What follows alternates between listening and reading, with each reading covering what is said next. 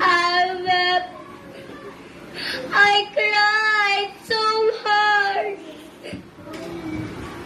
But these tears, they can bring back my sister to life. My being brought here by my conscience. I want to ask forgiveness. But can she still hear? Oh heart, forgive me for what I have done. Please bring peace to mind. Dry leaves were crushed down below, as if to freshen my memories that her life perished because of my selfishness. She was my only sister. Since our childhood, I always believed that I was the favorite of our dad. One night, while I was facing all about to the mirror, with my micro mini, I found Mother. When I saw Luisa's face reflecting in the mirror, yung kaglataan na see, I heard that written tone from her. I turned to her, and who say so, my dear sister?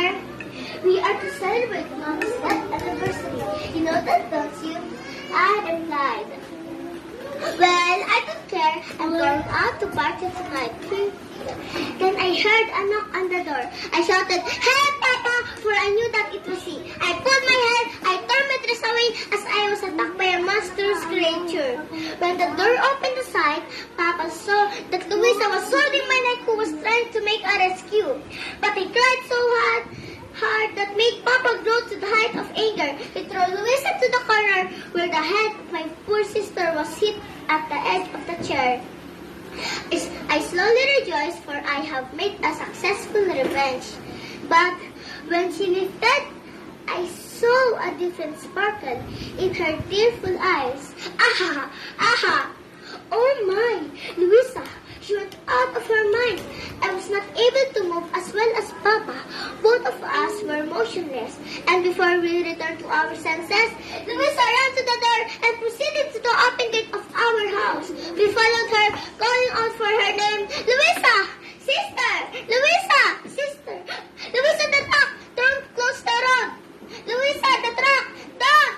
Don't! Don't! The next sight I saw that Luisa was thrown 5 meters away from the truck. I ran to her, embraced her. Blood was all over her face. In a low but distinct voice, she murmured that made my heart break so much. And she said, Lucille, please be a good girl. I love you. Please be a good girl because Papa loves you very much. Luisa? Luisa? Sister? Sister! From that moment, I cried so hard for killing my only sister who loved and cared for me, even at the last moment of her life. Now, can you blame me for asking God to forgive me? Forgive me, dear God. Forgive me. Conscience.